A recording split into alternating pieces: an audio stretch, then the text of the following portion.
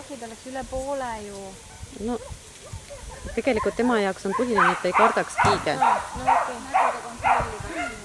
okei. Selles mõttes, et tal oli vahepeal, et ta tegi aeglaselt, ega tal ei ole mõtet mingit viieka pärast siin kiigutada. Ei, seda küll. No sõltub, mis on eesmärk. Siia kaugemale maha.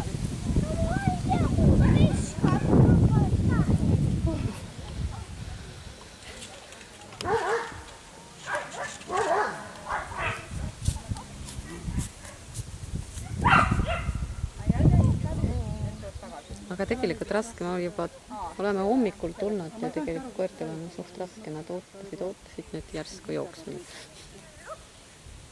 Rika on eilsest, ei üleisest siin.